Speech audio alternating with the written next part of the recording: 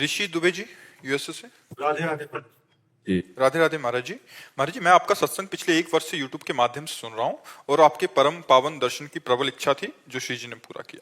महाराज जी, मेरा प्रश्न है कि भरत जी परम भागवत थे, लेकिन हिरन जी के बच्चे से आसक्ति हो जाने के कारण उनका अंतिम चिंतन हिरन का हो गया, इसलिए उन्हें फिर से जन्म लेना। दूसरी तरफ अजामिल जी का चिंतन उसके पुत्र का था, परंतु केवल भगवत नाम के उच्चारण से भगवत प्राप्त हुआ। हाँ, महाराज जी, यदि अंतिम ये उच्चारण भगवान से नाम की महिमा है कि अंतिम में वो नारायण उच्चारण मात्र से भाव कुभाव अनख आलस हो, नाम जपत मंगल दिश दशो।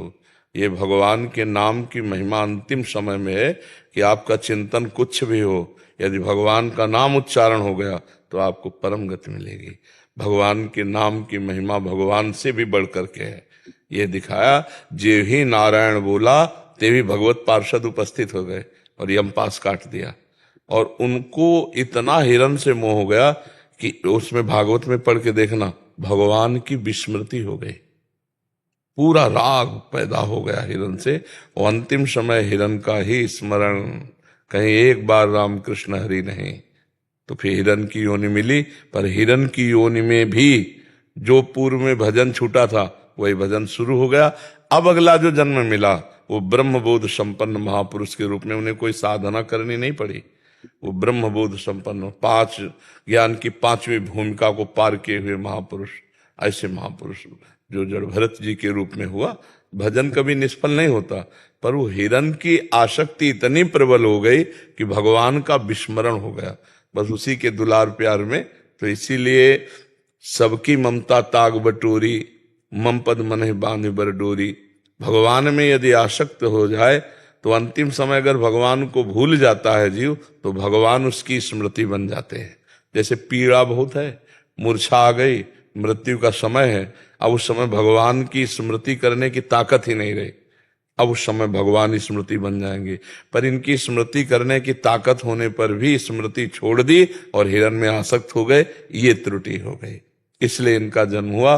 और उसको भगवान के नाम का जिह्वा से संयोग, यह जिह्वाग्ये वर्तते नाम तुभ्यम, इसी से कल्याण हो गया।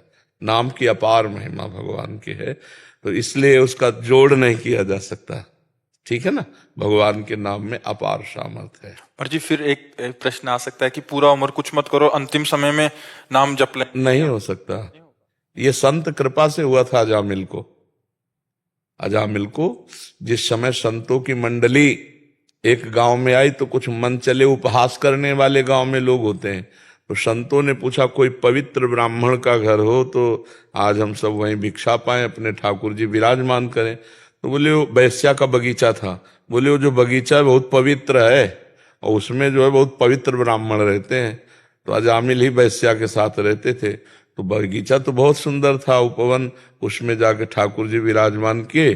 थोड़ी देर में देखा तो एक मृग मार करके वृद्ध अजामिल आ रहा था। तो उसने देखा मेरे यहाँ संत, तो पहले धर्मात्मा पुरुष था अजामिल, बहुत संयमी पुरुष था। एक वैश्या को गलत क्रिया करते जंगल में देखकर वो अपने दिमाग को नहीं संभाल पाया और सुंदर वैश्या, उसी में आसक्त होकर सब धन वैभव सब मर्यादा नष्ट कर दी, वैश्या के संग ही रहने लगा। अब पूरा वैभव दे दिया तो वैश्या किसी से मतलब न रखने लगी, अजामिल से संग। तो आज उससे कई बच्चे हुए।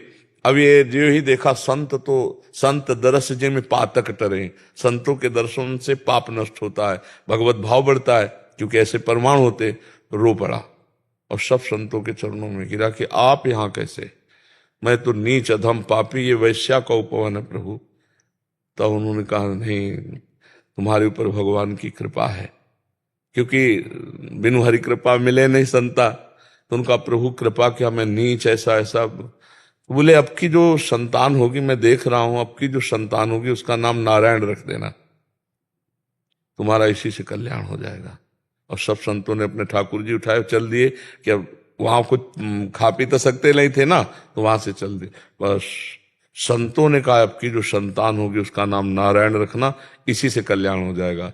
बस वो अपने उस पुत्र पर मानो मोक्ष पर प्रीति हो गई हो, ऐसा प्रेम करने लगा। तो अंतिम समय अपने उसी पुत्र को पुकारा जो संतों के आशीर्वाद से नारायण, बस हो गया काम। उसमें सब कोई अंत में जीवन भर पाप करे और अंत में रामकृष्ण हरि बोल दे, असंभव। ये तो संत कृपा थी, संत कृपा से वो बोले पाए नारायण, नहीं तो भगवान नाम नहीं आता जिब्या पे। हाँ, ये पक्की बात समझ लो। इसीलिए जन्म जन्म मुनि यतन कराही, वो अंत राम कही आवत नाही। इसके दो अर्थ है। जन्म जन्म अभ्यास करते, अंत में भगवान का विस्मरण हो जाता है। अंत राम कही आवत नहीं, जबान से राम नहीं निकल पाता। और इसका और भी अर्थ है कि जन्म जन्म जब अभ्यास करते हैं तो अंतिम समय निकलता है राम राम कही फिर आवत नहीं, फिर संसार में उनका जन्म नहीं होता है। तो कठिन है अंतिम समय भगवान का स्मरण, पर जब हम भगवान के शरणागत हैं, भगवान का जीवन भर जैसे बना भजन करते रहे, तो फाइनल में भगवान सहयोग करते हैं। भगवान कहते हैं उसकी स्मृति मैं बन जाता हूं, अर्थात स्वयं अंदर चलने लगता है। हरि राम कृष्ण जो जीवन में जपा है वो स्वयं चलने लगता। भारी पीड़ा में भी भगवान का स्मरण।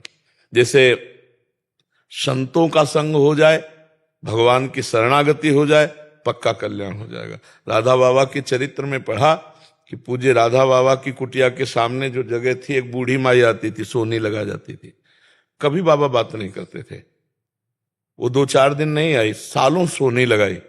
सोनी को तो समझते ना, झाड़ू। तो बाबा ने पूछा, वो माई नहीं दिखाई दे रही। बोले बाबा सुनते हैं वो बहुत बीमार, मरणासन। मरणासन है, चलो हमको ले चलो। बाबा कहीं नहीं जाते थे, उतनी सेवा का फल। घर गए उसके, तो मरणासन में जैसी पड़ी थी, ऐसे हाथ रखा, कहा माई कुछ दिखाई दे रहा है? बोले हाँ, राधा कृष्ण सामने खड़े हैं।